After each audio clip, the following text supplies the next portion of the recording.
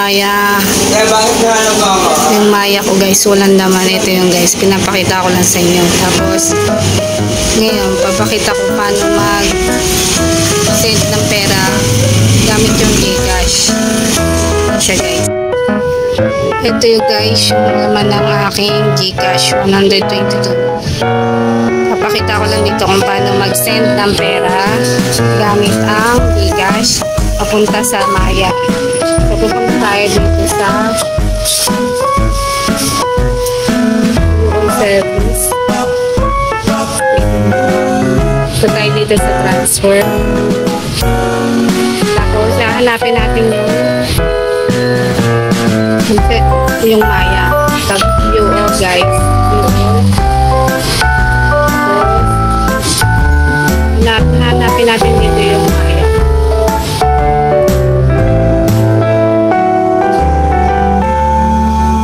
Ayan siya, Maya Philippines.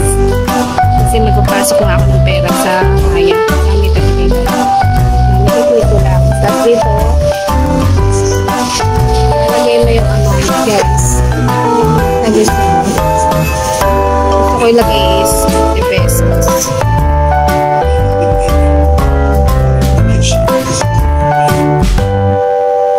Tapos dito ilalagay nyo dito guys yung pangalan. Pangalan ng pagsisendan. Tapos yung syempre yung number. So, number ko is account number, yun yung cellphone number na ilalagay mo.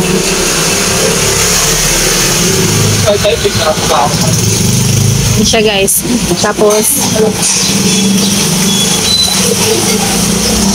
send money guys. 65 kasi meron siyang charge na 15 pesos. So guys. Tapos i-check lang natin yun guys. Ito transfer ako.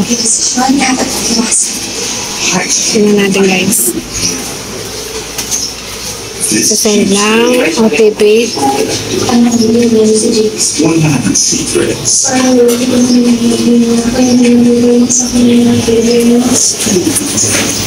Magsasend ng OTP guys sa akin.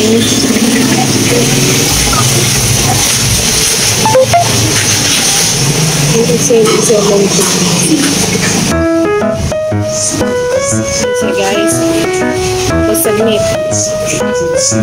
Tapos ayan yung bank transfer.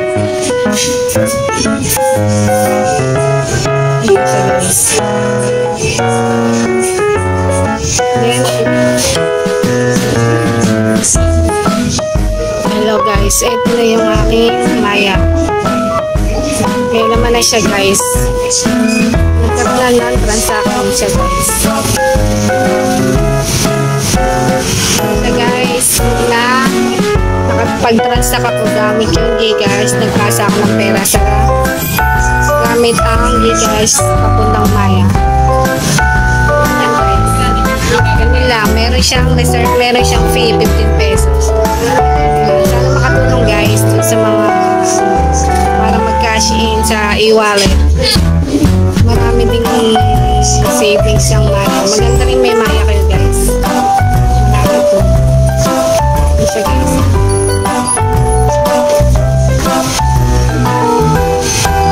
Yan guys. Sana makatulong po yung aking konting kaalam. Isa guys. Pwede rin yung i-link to sa mga bayarin. Sa Lazada yan. Pwede yan guys. Sa mga ano pong makatulong. Thank you for watching.